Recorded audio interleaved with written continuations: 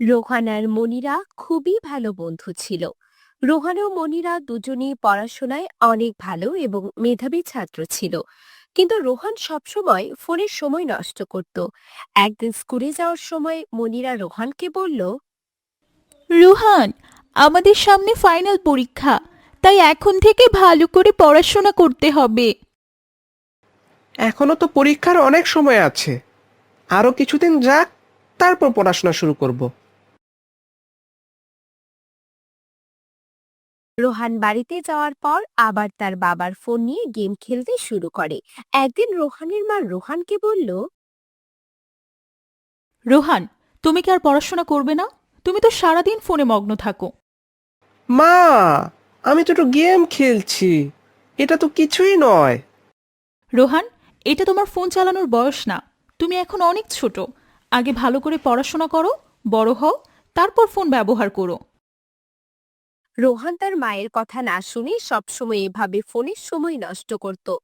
অন্যদিকে মনিরা রোহানের মতো ফোনে সময় নষ্ট করত না, কারণ তার স্বপ্ন সে ভালো করে পড়াশোনা করে জীবনে ভালো কিছু করবে।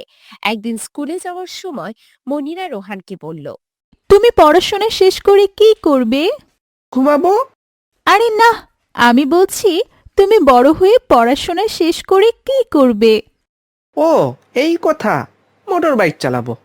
ধুর, পাগল একটা। তুমি হাসছো কেন? না, এমনিতেই। আচ্ছা, বাদ দাও ওইসব কথা, অন্য কথা বলি। স্কুলে টিফিনের সময় মাস্টার মশাই রোহান ও মনিরাকে কথা বলতে দেখে তাদের কাছে আসলো। এসে বলল, মনিরা, তোমরা কি নিয়ে কথা বলতেছো? স্যার, 1 মাস পর তো আমাদের ফাইনাল পরীক্ষা, তাই পরীক্ষার বিষয় নিয়ে কথা বলছি। হ্যাঁ, এখন থেকে ভালো করে পড়াশোনা করো এবং পরীক্ষার জন্য প্রস্তুতি নাও। শ্রেণীকক্ষে সবাই প্রস্তুতি নিচ্ছিল ফাইনাল পরীক্ষার জন্য, কিন্তু রোহান এখনো ফোনে মগ্ন। মনিরা রোহানকে একবার দেখতে পেয়ে বলল, তুমি স্কুলে ফোন নিয়ে আসছো? স্যার জানতে পারলে তোমাকে স্কুল থেকে বের করে দেবে। রোহান, তুমি কি এখনো ফোনে সময় কাটাবে? 1 মাস পর তো পরীক্ষা। তুমি যদি এখনো এমন করো, তাহলে পরীক্ষার দিন কি করবে? রোহান একটু বিরক্ত হয়ে মনিরার দিকে তাকালো, কিন্তু কিছু না বলে সে ফোনটা বন্ধ করে রেখে বই খুলে বসলো।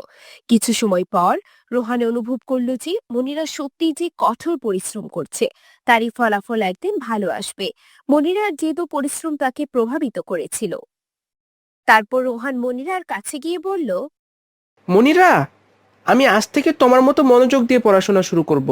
আমি জানি এখন যদি পড়াশোনা না করি তাহলে পরে আফসোস করতে হবে। দেখো রোহান, তোমার মধ্যে যদি চেষ্টা থাকে তাহলে তুমি খুব দ্রুত ভালো করতে পারবে।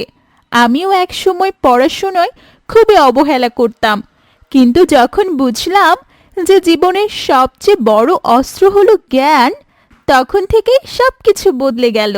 রোহান মনিরার কথা শুনে গভীরভাবে চিন্তা করতে লাগলো। পরবর্তীতে 1 মাস পর ফাইনাল পরীক্ষার দিন এলো। পরীক্ষা শেষে মনিরা রোহানকে বলল, কেমন হলো তোমার পরীক্ষা রোহান?